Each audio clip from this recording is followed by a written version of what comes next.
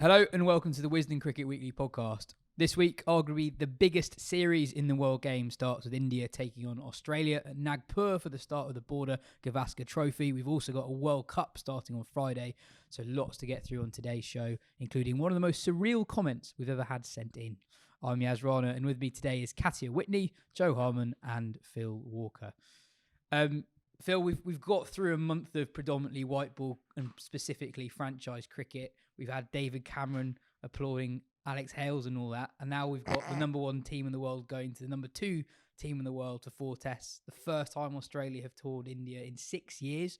Has that got your juices flowing? Forever flowing, perpetually. Like an onrush. I'm really up for it. It's going to be... it's going to be a tough one to call.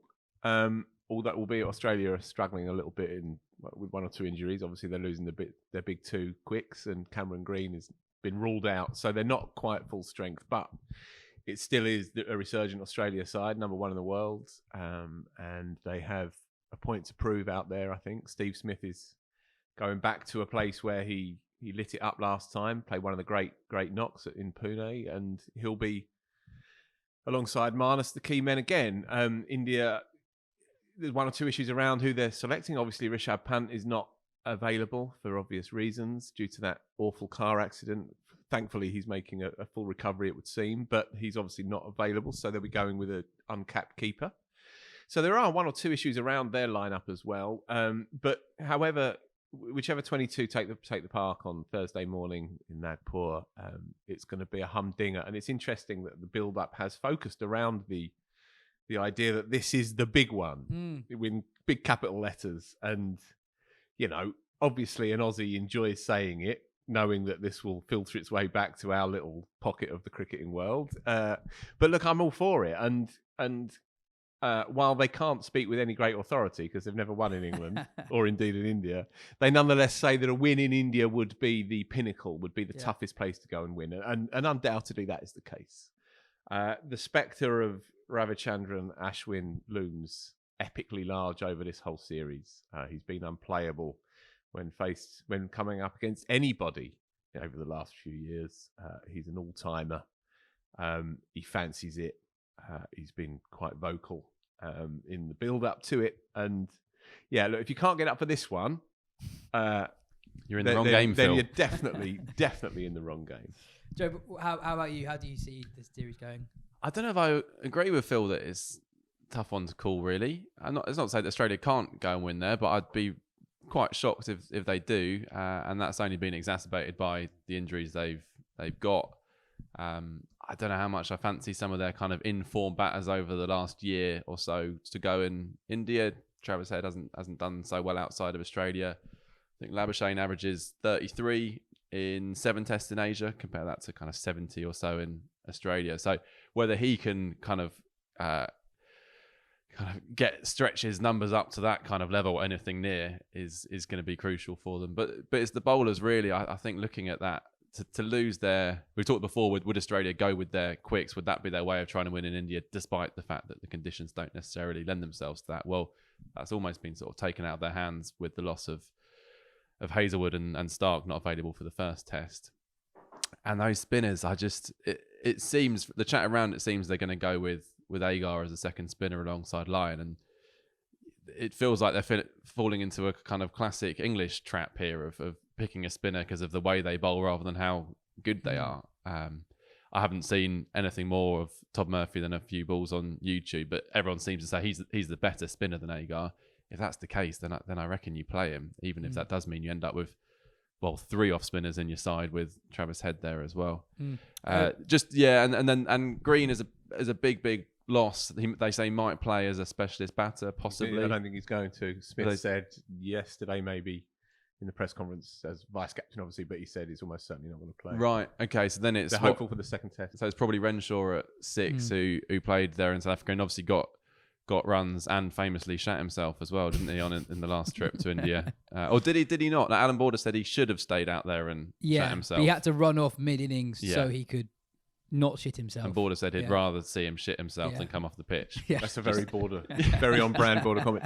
And then the other one is Hanscom that they're talking about, Yeah. who's the rival for Renshaw, who is one of kind of international cricket's mysteries to me, because whenever I've watched him, he's looked absolutely pants, but he's been tearing it up in the Sheffield Shield.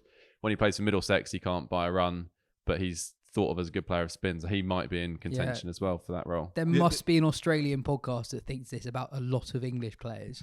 And they'd be right Yeah. in lots of cases, but it is an odd one. They run the risk of being exposed in that middle. Australia do in that middle order with a run of lefties,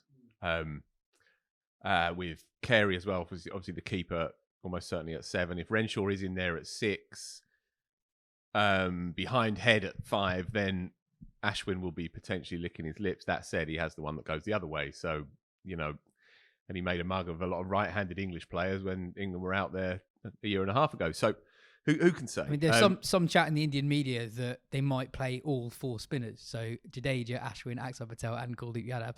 I think Green is a massive loss. Yeah. He's not played that much Test cricket yet, but he's got a really good record in Asia from a reasonably small sample size. Katya, how do you think Australia are going to line up without those kind of 3 nailed-on starters out injured? Well, it seems they're going to have 4 bowlers, but that's really risky, right? Especially with a quota of already injured fast bowlers to then go in with 2 fast bowlers. One of probably Scott Boland, you'd say, alongside Cummins. Yeah. Sure. Well, I was looking at it and I was thinking, well, why don't you bump Carey up to 6, put Agar in at 7, and then play another 3 bowlers, 4, I've lost count, beneath him? Why wouldn't that work? Go in with 3 spinners or 2 or 3 seamers, whatever. But don't think they're going to do that. I guess. I mean, Ravi Shastri's already said he expects it to turn from day 1. So I don't think it's going to be a case of like Chennai first test of that England tour where you get a result some point on day 5. So I don't think there's a massive amount of value in packing your bowlers, because there's not going to be an enormous amount of overs in the game, certainly if patterns are replicated from the past.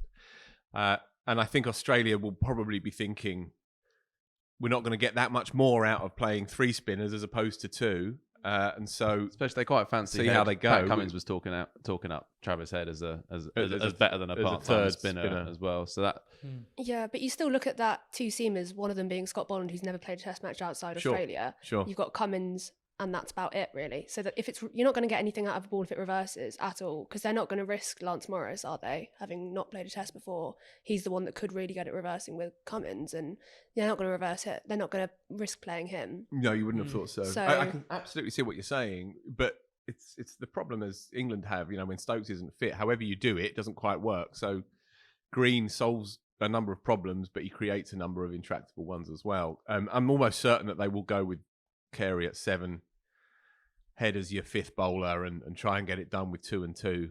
It's a big ask for sure, and obviously they are. India are comfortable favourites going into it, but then Pakistan were favourites last year when Australia went out there, and Australia ground them down, albeit they're on different tracks, of course. But I don't think that side should be dismissed in the makeup of this series, and because it is such a high end series, I think you can see India. They can be vulnerable if the momentum of the game is shifting away from them, and then they can get a little bit desperate as well. And there's not a lot of recent Test runs in that team. No, indeed, big name players, but it's also not. I mean, Rohit has not actually done much Test captaincy since he became captain, right? He's missed a lot of games. Yeah. Rahul captained the last India Tests, I think. They've had memory. I can't remember, but I think they've had 5 captains in a year, 4 or 5. And India's makeup is interesting as well, because Iyer's out injured, and it seems to be that Rahul will probably open and Gill will go in at 5 after Pujara and Kohli. A more exciting selection, which they probably won't go with, would be to open up with Gill, who is in such wonderful form, albeit white ball stuff. Just to open up with him, just say you just go out there and play, and then have the kind of the box office Suryakama Yadav at 5, and just if you think the pitches aren't going to last, if he scores a runnable 50, runnable 60, even a runnable 30 in these games, to be honest, that could be the kind of a match changing knock. I mean, I don't think they'll go that way, not first test of a series, but it'd be quite an exciting side if they did. I think just one last word on Steve Smith, who's obviously been a bit up and down over the last couple of years, but the bits that we saw in the Big Bash, he's hitting it as well as ever, and the bits that we saw in the ODIs before that as well suggested that he's at ease with his game. He's certainly indicating that, and you see it with the great players. Almost invariably, unless your name's Bradman, you go through periods where you're not quite as hot as other points. And I think Smith is coming back into a sustained run of greatness. I think I can just see it happening. I don't think that he is a player who just drifts away into some version of mediocrity. He's too great for that. It might not start yet. Although, as I said earlier, he does have form on Indian pitches and on big turning tracks as well. I think he's going to go really big this series. It probably won't be enough to get Australia over the line across 4 test matches, but I think he's going to personally have a serious series. Well, you've got to look as well at the other two, so Head and Labuschagne. Labuschagne particularly, his record in Asia isn't great, but if he does go on this series, and there have been signs with the 100 he got in Sri Lanka, the 90 he got in Rawalpindi, he's perfectly capable of scoring those runs in Asia. He just has to go and do it, and he could well do it this series. And then if him and Smith in that middle order are both firing, we know Khawaja can play in Pakistan in Asia as well. So if those 3 do fire, then that could be enough to raise the series challenge. A really good point. And that series you mentioned, that Sri Lanka series, so Khawaja went out to Asia, didn't he? Having barely played in Asia, and I don't think he's ever played a test match in India, has he, Khawaja? I can't think. I'm almost certain he hasn't played a test match in India. No, I don't think he has. But he went out to Sri Lanka with a reputation of not being good against the turning ball, growing up in Australia. But he went out there and he played well in Sri Lanka, and he got runs in Sri Lanka. If he can answer that riddle, and he go out there with Warner and make a mark. And it might not be that he bats all day on what we imagine are going to be juicy tracks, but if he can show a bit of adhesiveness initially and then a few shots and get 60s, 70s perhaps, then that does set them up. I don't think this is going to be a 400 v 450 kind of series. There are a number of question marks against these Australian players, but Khawaja is an enigma of a cricketer, but he's in the form of his life if you look at the numbers. Well, it had a monster series in Pakistan, didn't he? And Where obviously, again, the pitches would be very different, but I think those kind of early questions of whether he could play in those conditions, he's kind of proven that he can. I'm just anticipating some of the replies that we're going to be getting about the English sniffiness towards turning pitches. No, I mean, I'm all over it. I've never had an issue with it. That's why I want to bring it up. I think the Ahmedabad third test pitch against England was extreme. When Joe Root, a part-time spinner's taking 5 for 9, then it is extreme. And I'm not sure a game that's done in less than 2 days is particularly healthy or edifying for anyone. But I don't mind about turning pitches. If it's turning on day one, it's turning on day one, and get on with it. I don't have any issue with that at all. Well said. I basically agree as well. I just wanted to talk about back to Murphy versus Agar. I find the mindset of a second spinner in Asia fascinating. So in Agar, you have someone who doesn't get in the team at home, who might suddenly have to be the crucial player that balances the side as one of 2 players. And then Todd Murphy hasn't played a test match yet. And we kind of saw it on that England tour in 2021, just how hard it can be for the second spinner. Someone like Dom Bess, who probably wasn't ready for that role. It's extremely difficult. And I guess players can either sink or swim. This could be an incredible series of Todd Murphy. He could be an absolute superstar in a month's time. Equally, he could be back playing Shield cricket. I remember talking to Zafar Ansari about bowling spin in India, and I can't remember which test it was that he played, but he was the 3rd spinner because they packed the team of spinners because the ball's turning. And he's like, well, but 40 overs in, I haven't bowled. And that's not... Psychologically it's weird. You're picked because the conditions suit you, but you're also the 3rd choice in your discipline, and you're only really going to be playing a bit part role. I think you're better off going with 2 really good ones and having a part timer than someone who's picked and essentially not really doing that much. And he was describing sort of just standing in the field, his confidence kind of draining away before he'd even had a bowl, because it was quite clear that he didn't have a kind of pivotal role in the side to play. So they actually have 4, don't they? Because Swepson, I don't think we've mentioned Yeah, him. we've not mentioned Swepson, but he's there as well. So he's almost certainly not going to play that first test match. This is the At the leggy. moment, yeah. But if Green does come back and say they are 1 down, then Katya's idea about potentially looking at getting 5 bowlers in there somehow, and they are 1 down chasing the series, then perhaps the leggy comes into it.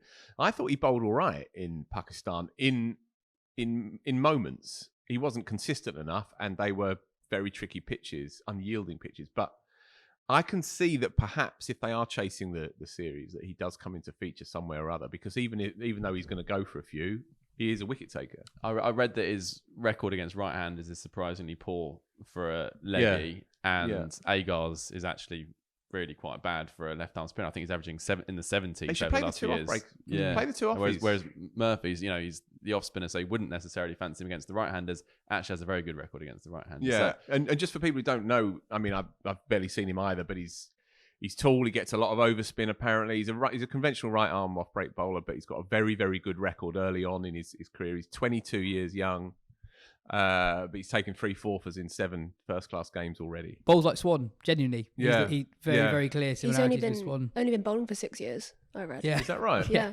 That's mad. one of them. Yeah. And he was in the Australian under-19 side 3 years ago. So within 3 years of bowling off spin, he was playing for Australia under-19s at a World Cup. I think part of the difficulty is that without Green, they only have 4 bowlers. So whoever it's not going to be an Ansari situation. Whoever is going to be the second spinner is going to most likely have to bowl a lot. Obviously, a lot of pressure on them. Did you see this thing this week about the Australian net bowler who bowls like Ashwin? Yes. I saw Ben send a drunk tweet. Yeah, so I was going to say on Friday night after his football match. Some people got very excited about this, predominantly Ben. So there's some chat about the spinner who's got an action that's quite similar to Ashwin, but it's also not that similar. And there was some chat that Australia have deliberately brought him in to mimic what it's like playing Ashwin, but I don't think that's the case, because I think Alex Carey was asked about it and he didn't really know that much about the guy. Still, So Ben got a number of likes for it. He did. So he did. all's well that ends well. Even if you did bring him, you'd never admit that's why you did it, though, because, that'd be Ashwin 6 points up already, right? That was the gist of Ben's tweet. Was it? Yeah. I have to say, I haven't actually seen Ben's tweet, but... Next up, the Women's T20 World Cup. Katya, what's your moment of the week? England women in the warm-up match yesterday hit 247, just shy of 250, against South Africa, and then South Africa nearly chased it. So, yeah, that was This is pretty good mad. signs for the tournament, right? Yeah, pretty good signs. And we looked at it, and I think all of us thought they were playing at a university ground. The boundaries must be pretty small, but you said apparently they weren't small. There was no broadcast of it, so we couldn't watch it. But apparently they weren't that small. It was just a really, really good wicket. But yeah, it is positive signs for the tournament. Dunkley got, I think, 59 off about 19. Yep, balls. 59 off 19, and Alex Capsey Capsey. 61 off 33. So her collarbone's fine. She bowled 1 over, I think, and went for quite a lot of runs, as most people did. But yeah, really good signs. The pitches are going to be quite interesting because, yeah, that was a very good pitch. But there are 23 games at the World Cup. 12 of them are going to be at Newlands. And then the other 11 games are split between 2 games. And we've had this conversation before, Women's World Cups, of how many games at certain pitches and how that affects the end product, really, because the pitches get slower and slower, or the boundary sizes are really skewed one way or the other. That has to be a bit of a concern, and you can kind of see it becoming a talking point with that lopsided fixture list. Yeah, you can. Why have they only split it between 3 grounds? Does anyone? I don't know. Oh, I guess it's twofold, isn't it? You don't really want really low, slow scoring pitches in semi-final, final, but then it also might bring another side into it a little bit. We always say England, Australia, India, there's always going to be a 4th side in that semi-final, so it might bring them into it slightly. But yeah, it is a bit of an issue, and it will affect the matches at the later stages of the tournament. There's quite a lot of warm-up action happening in South Africa, with very, very different games to that England-South Africa one. So Australia played India. Australia were 10 for 3 and then ended up winning by 44 runs. Runs for Georgia Wareham and Jess Johnson low down the order. And then Darcy Brown took a 4 for as India were bowled out for 85. It's not been a very good week for India at all, actually. They lost a tri-series final against South Africa. And then there's obviously they lost that game against Australia as well. They were without Shivali Verma and Risha Ghosh for that South Africa game. Verma and Ghosh had to, after winning the Under-19 World Cup, they had to fly back to India for a celebration and then have to fly back out. And in doing so, missed World Cup warm-up matches, which I'm not sure is the best way to go. Katya, you spoke to Sarah Glenn this morning. What vibes are you getting from the England camp? How do you think they're feeling? I think they're feeling good. I think the language she used was actually quite a sign of the impact John Lewis is making. She talked a lot about ruthlessness, a lot about being clinical, a lot about focusing on them as a side rather than looking at oppositions. And I think that's a welcome change from the Kitely era. And also it just seems like there's a little bit more structure around that side now. They seem to know what they're doing going forward. Yeah, she also spoke a little bit about the balance of the side. They had Bouchier playing as an extra batter down at 7 yesterday, which with Nat Sivabrunt back in, that's a viable option for them. Sophie Ecclestone's carrying a slight injury, so it'll be interesting to see. She played as a batter yesterday, so it'll be interesting to see whether she is fit to bowl in their first match, but they've still got Charlie Dean and Sarah Glenn. But yeah, positive sounds were coming out of it. Seems like a good vibe around the squad. It's always felt to me that England are a better 50-over side than T20 side, and that's largely been to do with the batters and the kind of the lack of power. Other than Siva, they haven't really had those kind of players who can hit regular boundaries or clear the ropes. And it feels like that shifted quite a lot over the last 12 months. When you look at Dunkley's really come on, Capsey obviously is a natural hitter. Bouchier can hit the ball well. You've got Ecclestone who's developing as a lower order hitter. It feels like that balance has shifted a bit, and actually I would back England to chase down targets based on the power they've got on their side, much more so than I would have done in the past. Whether they've got the kind of mentality to chase down targets yet, I'm not quite sure if they've got there, particularly if they're up against Australia.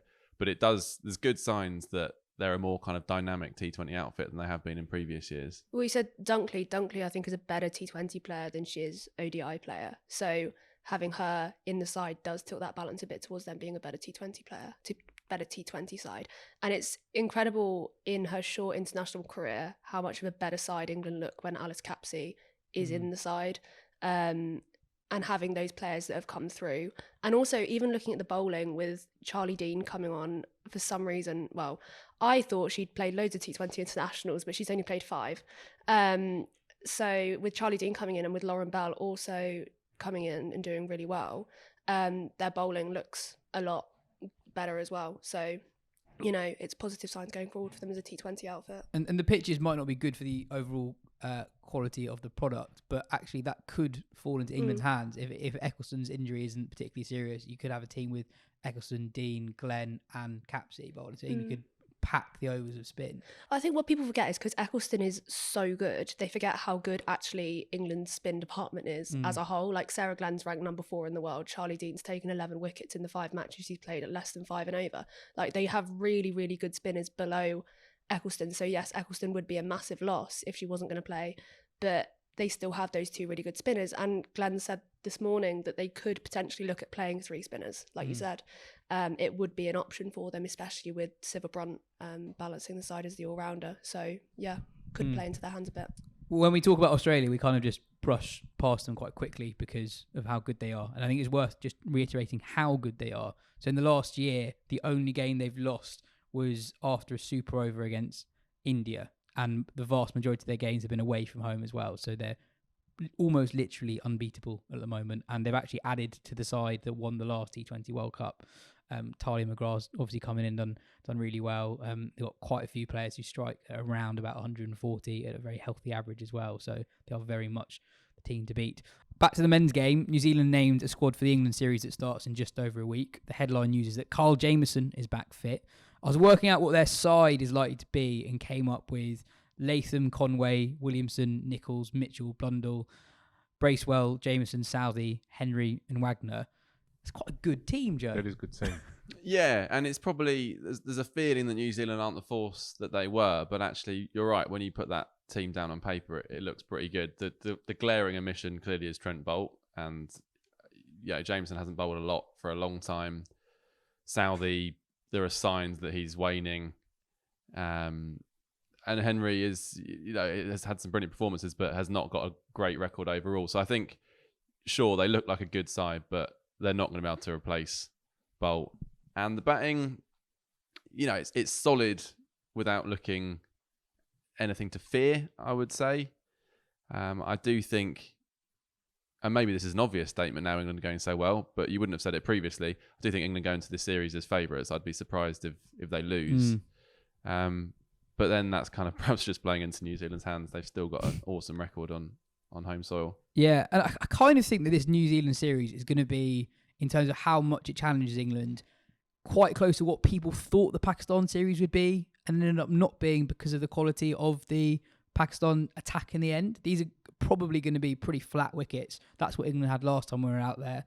The wickets in New Zealand generally have been pretty flat in the last few years. So it's going to be a pretty tough challenge for England to take 20 wickets. I know they keep doing it, but this time it might be actually as hard as it has been. I don't know. I can see this being a really good series.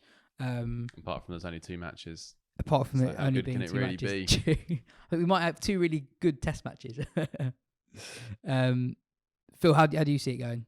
1-1. I'll go with that. Interesting. I thought you'd be more pro England. Gung ho England. Yeah. They're going to beat everyone all the time forever. But you predicted England winning Pakistan when a lot of people were more This closer. is the first away victory that Phil hasn't predicted for about a decade in England. Every single time they're going away, the And boys. every single time you point it out. Yeah, I'm looking forward to the games in and of themselves, but I'm struggling to get excited about the series itself because the series doesn't exist. It's not a series. It's 2 back-to-back games. I love watching Devon Conway bat. He's a bit of a favourite of mine, and I think he brings a bit of magic to that otherwise pedestrian lineup. Obviously, it's a solid lineup, and in Williamson they have a fine player, albeit one that's maybe searching for a bit of form and over the last 18 months or so. Latham, Nichols, Mitchell, Blundell, all solid cricketers, and obviously Mitchell had a great few months over here. And that's it. If Mitchell, who turned up over here, if that's what he is from now on, then obviously that is a complete game changer for that batting lineup. But it was a bit of an anomaly in his career so far. Yeah. Although he does tend to do very well against England in general, doesn't he? Jameson's huge. Again, he's another world-class player. Good player as well. Yeah, lovely stuff. He's obviously a world-class player. I like Matt Henry as well. Whenever I've seen him bowl, I've always thought he's bowled well. I was at that Edgbaston Test match where he took the Man of the Match award when they were over here, pre-Stokesian era. Wagner's a good, solid Trent Bolt deputy. So yeah, they're an absolutely good side. I'd lean towards a 1-1, I think. But yeah, it could be anything.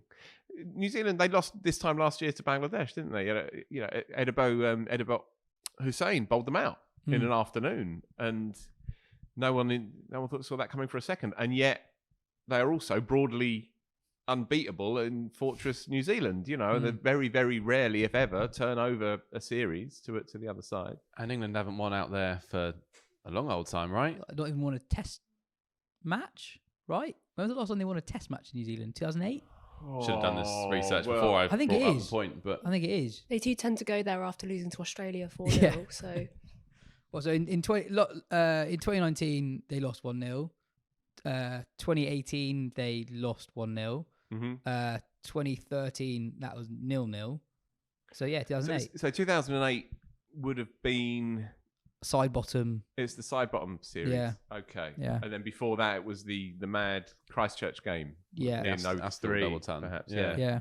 Astle, yeah. But yeah, very rare that they get results out there. I guess part of New Zealand not losing many test series at home is it's quite hard to lose a 2 test series at home, isn't it? Because you catch the opposition cold with little prep. Because I remember last year you were bigging up the New Zealand South Africa series. Oh, this is going to be really close. And then New Zealand absolutely obliterates South Africa in the first game. Yeah, I have to admit I hadn't checked the schedule. I didn't realise that was a 2 test series. I was very excited. But you were kind of right because it was 1-1 in the end. But the 2 test matches weren't close at all. Katya, how do you see that series going? Shall I go with 1-1 as well? Yeah, probably 1-1. I mean, option. Who knows? We didn't. Well, Phil did, but we didn't think England were going to win in Pakistan, did we? And they went and won. So who knows? Yeah, I think this one will be a bit more interesting for how England look in the future and in the summer than the one in Pakistan will be, especially with who they play. Another big series for Zach Crawley, I guess, in the never-ending string of big series for Zach Crawley. But you're right in and of itself. But again, I remember Ben sitting in that chair a few weeks ago and saying it's huge for Crawley. But it's, he's got 4 knocks. And all right, if he has an Audi of a series, 4 zeros, then fine. That heightens the conversation. But if he 2 blobs and a 40 odd, people just shrug their shoulders and it's as you were almost. If it was 6 knocks, then more of a completed story can develop around him. But again, it's also been a very wet summer out there. So I mean, there's every chance he doesn't even get the 4 knocks. And then it's barely a thing really. If you extend that then, so we've got England have got 1 test against Ireland, right, in between end of New Zealand and Ashes. So just extend that to the test against Ireland and then give him 3 knocks. Yeah, that's a good way of looking at it.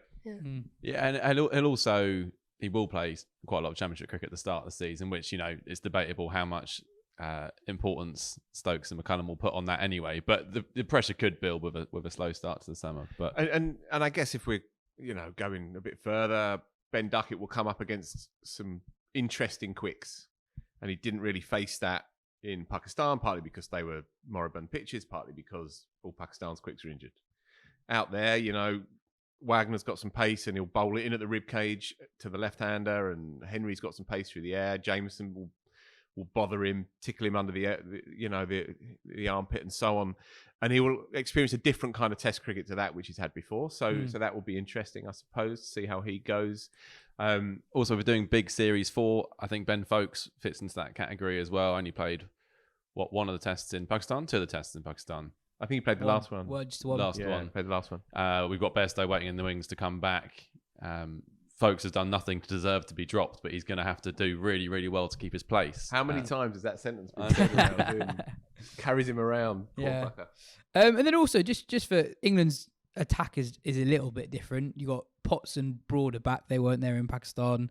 Stone is pretty likely to play. Is he? Yeah, I think so. You think he looked good in the ODIs and in the SA20 from his brief appearances, he's looked really good there. So you think that there's no Mark Wood in the squad, there's no Jofra Archer, so he's the only one who's really above the 80 to 85 mile per hour group.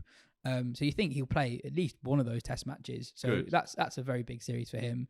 And he's the sort of guy that, because of how quickly he bowls and he takes 1-5 for whatever, people will get so excited about him and then kind of, people want to see him playing every game. So I think it's a big series for quite a lot of that England squad. Moving on, England announced a couple of squads for their tour of Bangladesh during last week's pod. So we reacted to the announcement live on the show and failed to work out that none of the test players were in the ODI squad because they'll still be in New Zealand for that tour there. Phil and Joe Katya, none of you were on last week's show. Do you have any strong thoughts about that or any opinions on Tom Abel's there for the first time? He's been in millions of Lion squads, never actually Joe played likes for talking England. Well, about Tom Abel. Well, the squad announcement caught me by surprise because I didn't even know the tour was happening, to be honest. So that was the first surprise. And I can't remember the squad. Tom Abel's in it. Tom Abel's in it. Rahan Ahmed's in it. Yeah, those are the headlines, aren't James they? Vince is in it. I suppose I was surprised to see Tom Abel in there. He's had a really good year and everything for Somerset, but I didn't realise he was quite so far towards the front of the queue. But he's not going to play in the World Cup, really. So this is part of it. When you're missing so many players, it's interesting to see Harry Brook, who's will he or won't he in the one day side. He's right on the verge of that team. See how someone like he went in Pakistan because you knew there were opportunities there. It's a bit different with Abel because I just can't see, unless there's a series of injuries, I can't see how he forces his way in. Rian Ahmed will be fascinating because I think there is a chance there for him to be part of a squad. And, if Rashid goes down, that's a huge hole in England's white ball side. We've said that for so many years now. There is no one capable of stepping in. They start looking at Liam Dawson as a bits and pieces replacement. Now there is someone who legitimately could do the same job that Rashid does, albeit he's some serious boots to fill, but there is the potential there. So that's exciting. I think of the things I'm looking forward to watching in that series. And also, they don't know where it's going to be shown yet, do they? I think that's right. Yeah, they're not. The UK broadcaster is yet to be announced. Yeah, okay. Maybe it took them by surprise as well. It's also England's last away series before the World Cup.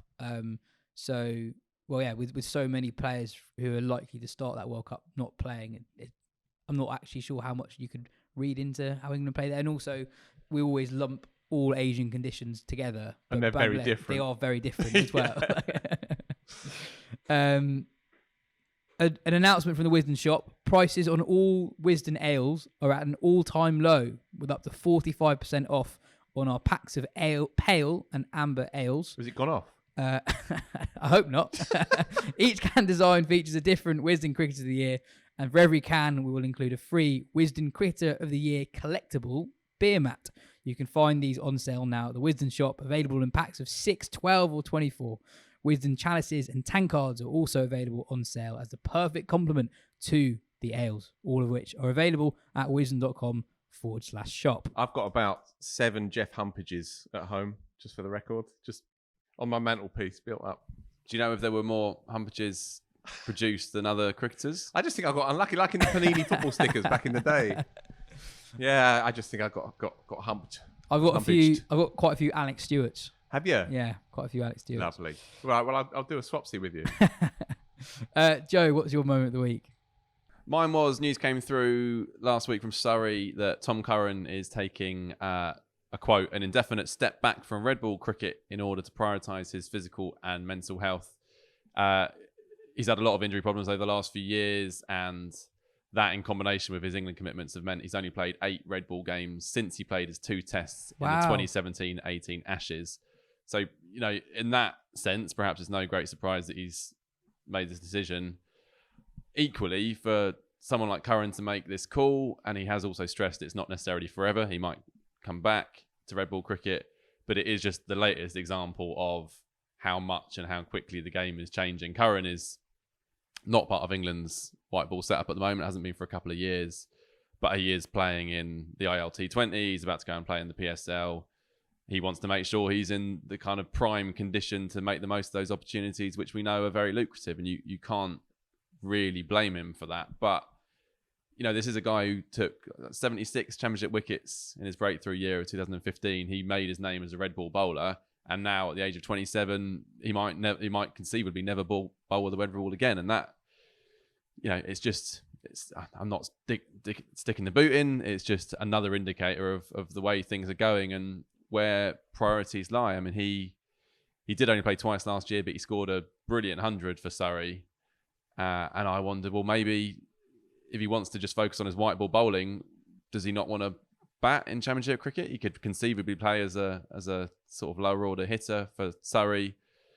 But seemingly that's not something that's of interest to him. He wants a complete break from all of that. Alex Stewart said he fully supports the decision. But, you know, for those of us who, you know, you can both be excited by what's happening in world cricket and also fear for what it means. And this is another one of those signs that will send alarm bells ringing through the heads of a lot of people who really like Championship cricket, who really like red ball cricket, because it's a big name player who's not playing it anymore. And also we talked about it before on the show in the last few weeks, that there are so many English players who are nowhere near international selection, making quite a lot of money in these leagues. And at the end of the day, Tom Curran doesn't have an IPL contract. He's taking quite a significant break during the English summer because there is so much money to be made during the winter.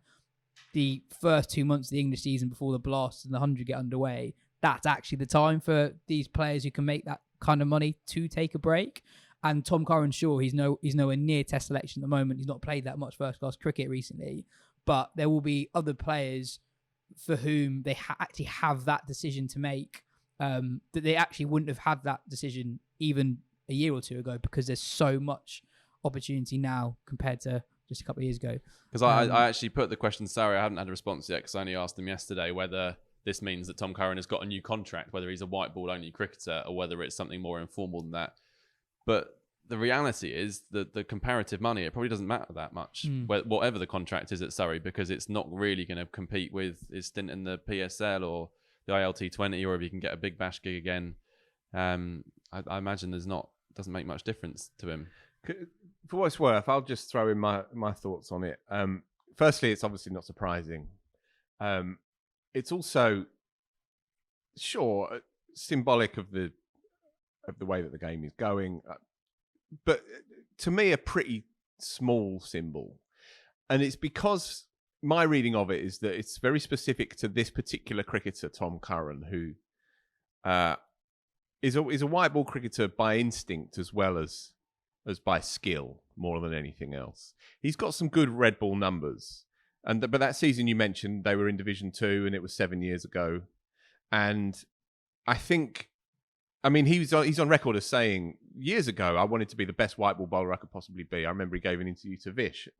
Can't remember where it was published, but he said that to Vish, that he recognised that there was I think it was with us, wasn't it? Might have been with us. I think it was in our magazine. Just drifts along. But it may well have been with us. And he'd already begun to separate the two disciplines. This was years ago. So I don't think Tom Curran in his heart of hearts can imagine getting back into that test setup. The game moves on so fast, and especially if you're a seamer, and especially if you've bowled a lot of overs in your professional career, as he has done.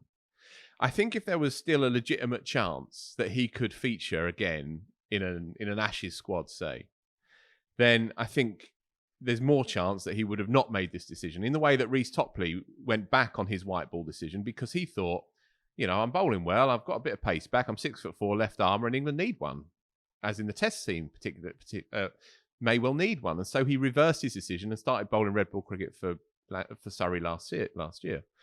I'm not saying, I can't second guess what Tom Curran was thinking, but I think if we're looking at it coldly, dispassionately, the chances of him getting into a test side, even if he were bowling constantly with the red ball, I think are quite slim. The game moves on. Matt Potts would have been playing, in Cumbrian cricket or wherever 2 or 3 years ago. Now he's taking fourth at Lords for England. He bowls a bit quicker than Tom Curran, and he's 5 or 6 years younger or whatever. So I think this is a decision based as much on a pragmatic acceptance of your place in the ecosystem, as well as, obviously, the not inconsiderable financial drivers that will be underscoring part of that decision. I don't disagree with any of that, but it's the fact that he's not even part of England's white ball plans. So he's not focusing on his white ball cricket because he's playing it internationally. He's focusing on his white ball cricket at franchise level. And, the statement says prioritising the Vitality Blast for Surrey. But it's so good, isn't it? Yeah. Which is, a bit of a stretch. Sure. But then if he's thinking... Maybe he thinks he's only 27, he could get back into that setup. It. But to me, he feels like a reasonably long way away from that. I'm not saying he's further away in the red ball than he is in the white. Absolutely, yeah. And that's why I can understand it. But if players who aren't even playing for England are leaving them behind, and again, it's slightly different with someone like Will Smeed, for example, who's barely started his career and hasn't started his red ball career. That you absolutely can see why he's gone that way at this point. But it's just a shame if red ball county cricket starts losing players like Tom Curran. And there are specific reasons why he's done this, absolutely. But I do think those reasons will also apply to quite a lot of other players. And we might see more follow in the year or two ahead. Nasser Hussain made the point on Sky during the South Africa series that he worries a little bit about how much opportunity there is for younger players, and he's worries about them not making the right decisions for their own development, not necessarily financially. So there are 1 or 2 young English players rejected England Lions red ball contracts, call-ups this winter to play franchise cricket. Obviously, you're going to make more money playing franchise cricket, but Nasser, he pointed out that, quite often when you accept these gigs, you're accepting money to just sit on a bench, and you're not playing that much cricket, and you're not really developing. He picked out Billings, didn't he? He named Billings has gone backwards, and Curran's not a million miles off. I know he's had injuries as well, but he has also decided to take money quite often, not often, but he has in the past decided to play in competitions or sign up for competitions where he doesn't play that much, and injuries have come into it as well. But it is interesting that a guy who gets picked for the test team at 22 was very quickly nowhere near it. And that is in part because of injury, but it is also in part because of career decisions he has made over the years. And the worry is, I guess, is that if more players start making decisions like that, then your pool of players who are active red ball prospects at an international level is possibly smaller than it should be when players are even as young as 26, 27. I think this links quite well with some comments that Andrew Strauss made this week at the MCC Cowdrey lecture. He said, In the past, it could be argued that certain interests, whether they lie in this room or in the corridors of the ECB and other national governing bodies, or on the boundary edges of the county grounds, took precedence over others. This is no longer the case. No one, not even the BCCI, controls the game anymore. There are too many people involved, too many variables, too much disruption and chaos for anyone to be pulling all the strings. In a sense, the game has democratized.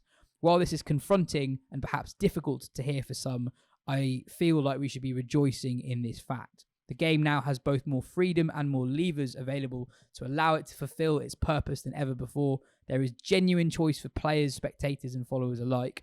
The future direction of the sport will be decided not in the meeting halls of the ICC in Dubai, but rather by the purchasing power of the increasing number of those who choose to follow the game. I thought that last line was actually quite interesting. Those who choose to follow the game, and also those who choose to direct the future of the game. He's putting it in the power of the spectators, which on a certain level I can absolutely understand. There's greater choice out there.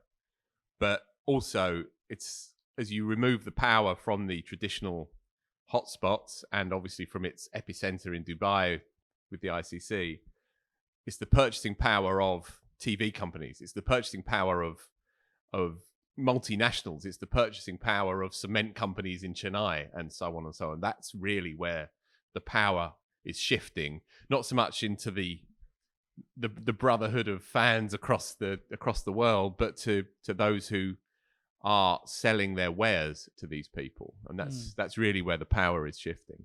And I know that's what he's sort of getting at deep down, but yeah, really interesting speech, right? And initially you thought they've not had to throw the ball out too far to find who's going to do the MCC lecture when Strauss is just in the next office, but it was really interesting. He's a great figure in the game. There's no question about it. He's a brave figure as well. He's made some enemies as well as friends in recent years by fronting up and putting a few noses out of joint, a few counties' noses out of joint, and a number of county fans' nose out of joint.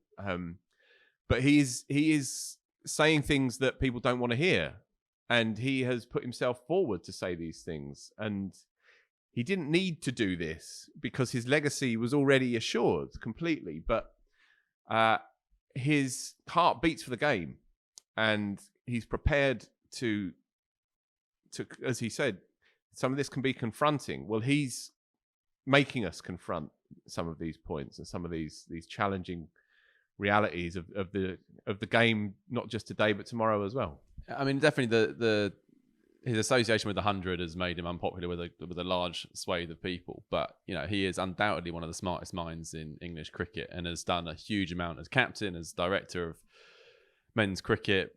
He was and the interesting thing he's thought of as this establishment figure because he's obviously posh and that's his background, but actually he's a really progressive cricketing mind as well. We saw that with what happened with the white ball team at the World Cup.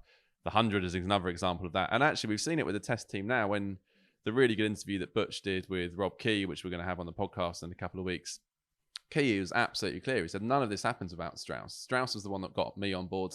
Strauss was very much part of the decision to get McCullum and Stokes. And you can't do all the things at once. England's Test team suffered because they put everything into winning the World Cup. I think most people would agree that was a worthwhile venture in it, and it came off. And now the balance has been tipped, and they're focusing on the Test team. And Strauss has been right at the epicenter of that as well. So when he talks about cricket, there's no point in writing him off as either an establishment figure or too obsessed with the money side of the game or whatever. He knows this game inside out, and he's well worth listening to. And the idea of the democratization of the game is an interesting one. You hear it quite a lot from some of the younger journalists like Matt Rollo, Ben Jones talk about that in T20 terms, because suddenly it's all about just how good you are, not where you're from. And that is definitely a part of the game which is advanced hugely in the last few years and is a great part of T20, whatever you think about it. I guess, I agree with him on the democratization from a player's point of view, but in terms of what fans end up watching, I think it is quite skewed because there is so much money coming in from people who want to have control and can kind of superficially get control by pouring money into competitions in the short term. But then kind of like, what is it that, at least in England, from an English perspective, what is it that fans in England pay money for? It's not yet really to watch franchise cricket en masse. People have Sky subscriptions and BT subscriptions to watch English Test cricket predominantly. People pay. I know that the magazine is doing something on ticket prices. Ticket prices are extortionate, but people are still paying. A lot of people are paying so much money to watch the Test side. So I think what we end up having, I don't know. I don't quite buy that last bit. But No, indeed, and it felt like he was handing out a favour that, but also sort of taking it at the same time, right? The world game may have more choice, and the world game, at the risk of a wild generalisation, is not as wedded to the stuff that English fans tend to be. And so I guess there is a shrinking, perhaps, of the stuff that you tend to get worked up with, and average English cricket fans do. But then there is a swelling of stuff for, you know, fans around the world to get into in a way that perhaps that wouldn't have been the case in previous years. So the democratization argument stands up, but it comes at a cost, especially to those who tend to gravitate towards your older forms of the game.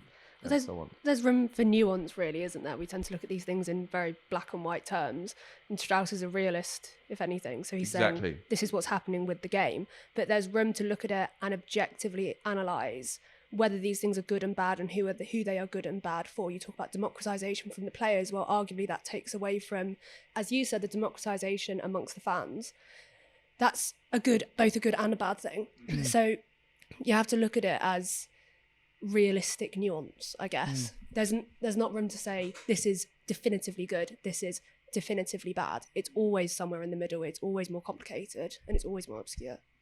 So there was something else that he spoke about, dressing room culture. Did you read that bit? Yeah. Or hear that bit? And I want to just run a couple of quotes. So he talks about the spirit of cricket, which is obviously, as we know, like a nebulous concept and so on. And if Butch was here, then he'd already have scoffed his coffee and walked out the doors. But anyway, the spirit of cricket, in inverted commas, Strauss said, needs to accompany modern players, and I'm speaking primarily about the men's game now, he says, into an area that neither the prying eyes of the media or the feverish adulation of the fans penetrates. He's talking about the dressing room. And he says, as we move forward together as a game with players of different genders, races, creeds and beliefs coming together, so the traditional macho, hierarchical, perhaps at times verging on bullying dressing room banter will need to be softened to a culture that is more tolerant, understanding, welcoming and embracing of difference. You know, important words, I think, really, and zeitgeist words. These are words that would not have been uttered a few years back, and I think they're absolutely, they need to be said. And this is also a bloke as well who was in a particular dressing room that was dominated by macho male cricket institutions from X to Y to Z, and you can put the names in because you know they are. He somehow managed to oversee that collective of alpha beasts, if you like. So I'm glad that he's come out and said this, and it obviously taps into a sense of reckoning that the county game in particular is going through at the moment up and down the country. But I also think it's interesting that he's making a plea for men to be different beasts to what they have traditionally been in dressing rooms, and I'm for this. I'm for this discussion being had, but there's another part of me that's saying good luck with that. You know, good luck with trying to shift attitudes in quite a short space of time that have been embedded for many, many decades, even centuries. And sport in itself is in part, it's commensurate with one-upmanship and being better than the person next to you. That's kind of in part what it is. And so the spirit of cricket protects us against those ideas by saying, well, play up and we'll have a drink afterwards. And it's not about the winning and the losing. It's about taking part and all of that. But he's talking about professional sport. It is about winning and losing. It's specifically about winning and losing because that's how you survive as an individual and as a collective. And so they talk about fostering winners, that awful word, and I put it in inverted commas, and it's an ugly term, but it's nonetheless totally central to the notion of the whole endeavour. And so, and winners and again, you'll have in your head winners that are totally inseparable from that word, right? But they also come often, not always, but often with certain character traits which are unpalatable. This notion of bullying or a kind of verbal abuse or ugliness or machismo,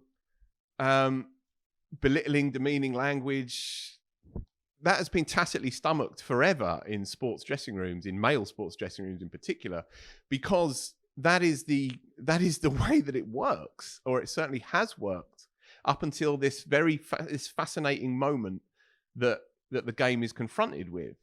I hope that behaviour that would have been tacitly accepted in recent times is confronted and is challenged and is called out, and that these conversations that Strauss is trying to encourage people to have are being had. I really want that to happen. I've sat in dressing rooms myself at my own little level and felt very uncomfortable by this sort of the naked ugliness, literally and metaphorically, of your macho beasts, for sure. I think it's ugly about what it says about men. It's ugly about what it says about society.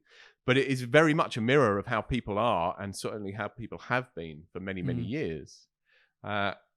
I don't have a conclusion to this, but it struck me. It's so powerful that it's coming from Strauss, because there are going to be loads of podcasts and people in cricket media who haven't played professional sport, or have but a very long time ago. You can kind of say all this, but you're not speaking with authority, and you're not speaking in a way that actually, let's be honest, if a player hears people who haven't played the game professionally talking about this stuff, they are just going to ignore it, right? Whereas Strauss, he just over 10 years ago captained England to #1 in the world with a famously difficult dressing room that, as you say, he managed to get together. You can also say that Strauss has overseen, in whatever role it has been, England teams that have adhered to what he's talking about. I mean, the Owen Morgan team, Morgan talked about diversity all the time. It became a key part of what that team was about. You speak to any of the players involved in that team, they say it was the best team they've ever played in. They loved playing in that team. The dressing room environment was great. Liam Plunkett said we would go out for dinner even when there wasn't a team dinner. He'd never known that in cricket before.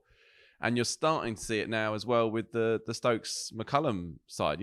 Obviously things could not be going better, and that has to be talked about in those contexts. But Stokes, Phil, you're saying it's all about winning. Stokes and Key and McCullum literally say, whether we believe them or not, it's not about winning. It's about the way we play. It's about how we kind of carry ourselves. It's our approach. And that in itself is very interesting, because I think, and I've said this before, I think that Stokes and McCullum in particular have the freedom to say that because they are already legends of the game. Yeah, exactly. If you were to go to, a middling county and speak to 3 or 4 players who are struggling out of contract at the end of the summer, exactly, and you're saying it's not really about winning and losing; it's about giving something back to the English game and potentially protecting the red ball future of the game and its legacy, then I think they might tell you to get stuffed. In so many words, it's absolutely about winning and losing for them, because they have to find a way to survive to the end of that summer and hope against hope that they can get another 1 year or a 2 year.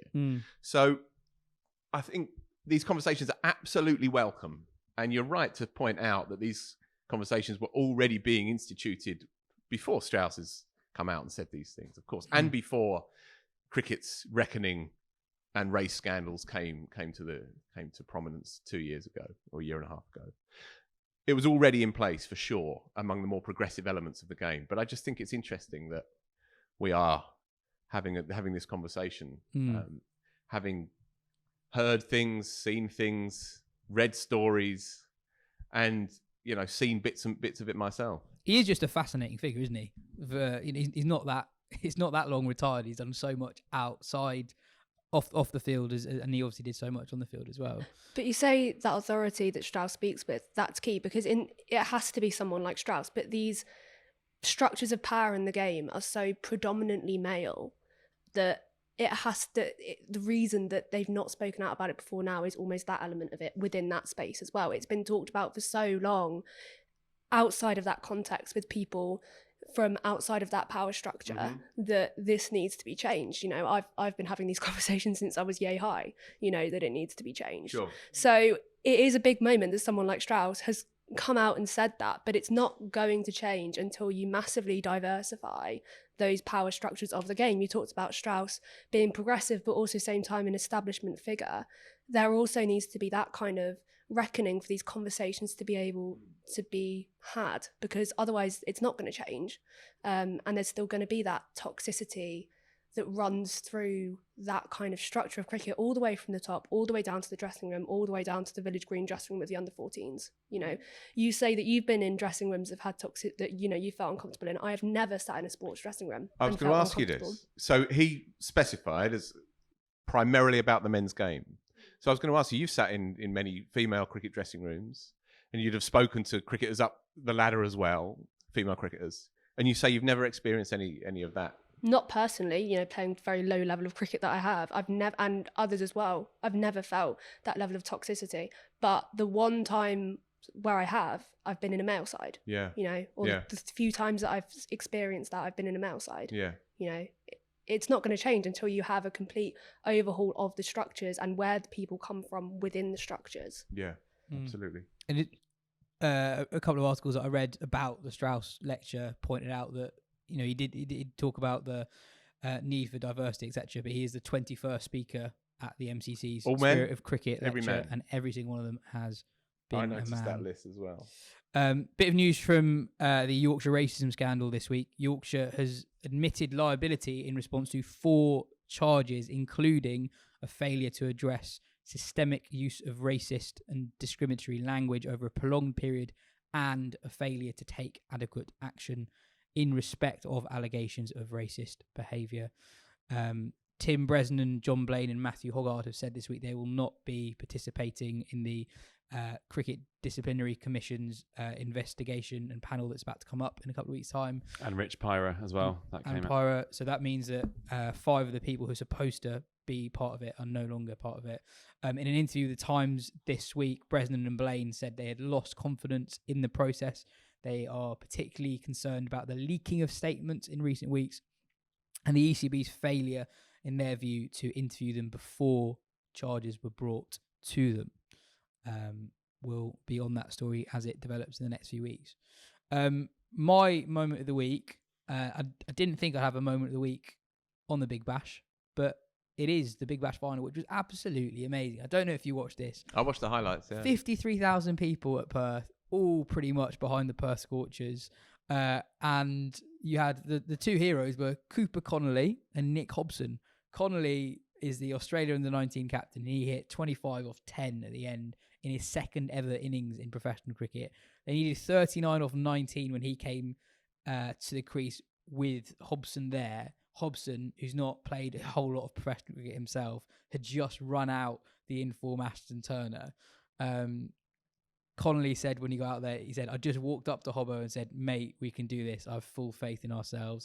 Then Hobson said to Connolly, just keep a strong base, and if it's there, try to hit it for 6. And if it's not there, just play a good cricket shot along the ground.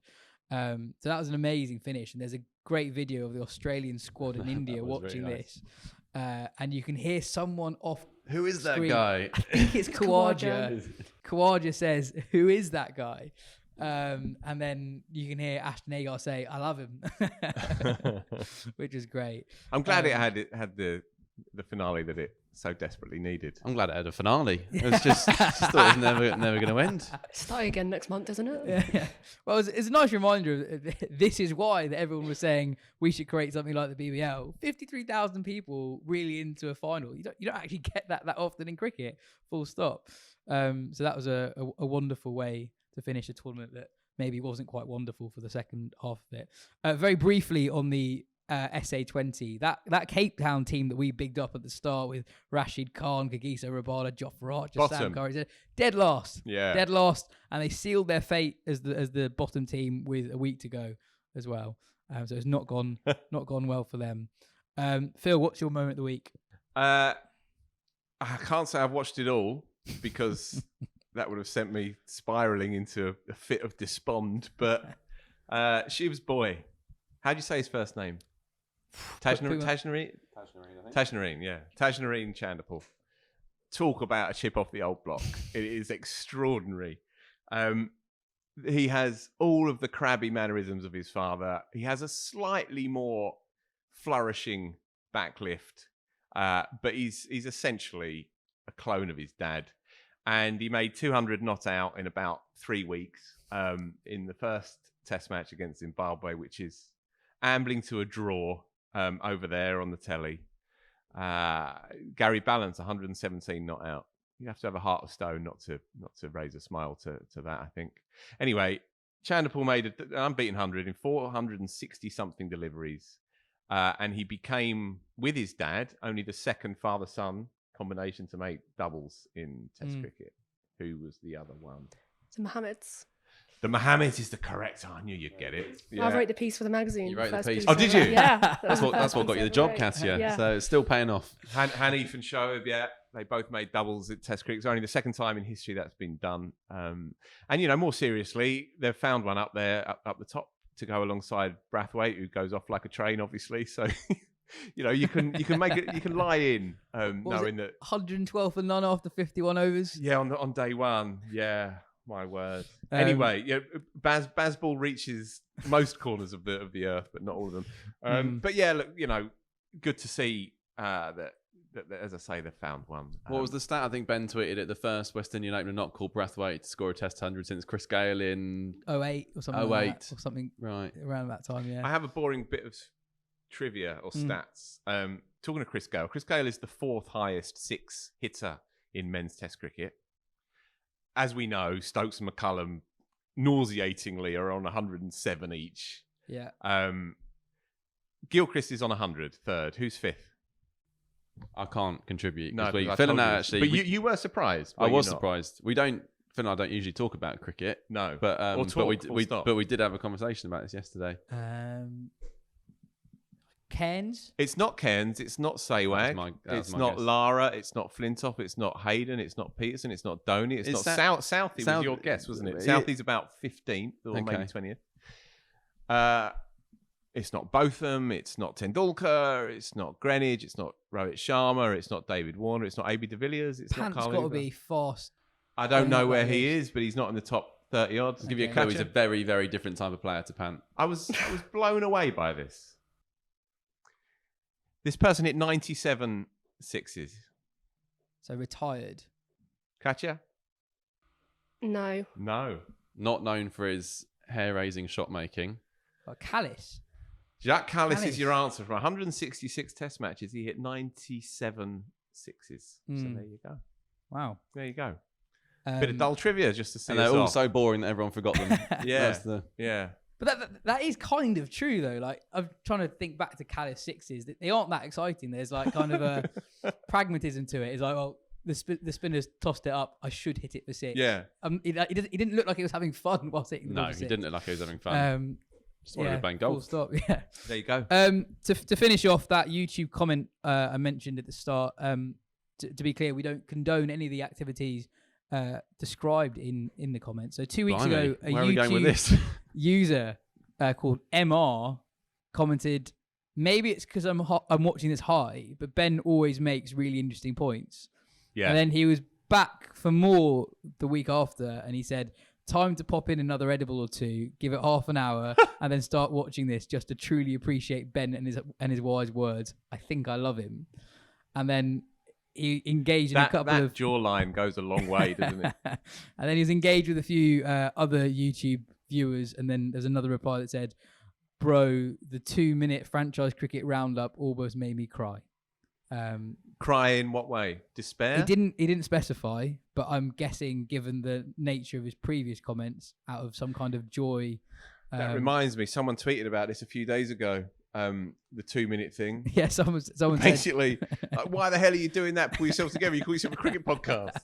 Well, absolutely right, mate. Bang on. Thank you very much. Thank you for your insights. And on that is all for today's show. Cheers, Joe. Cheers, Phil. Cheers, Katya. This has been the Wisden Cricket Weekly podcast. We'll be back next week after the first India-Australia test in the Border-Gavaskar Trophy.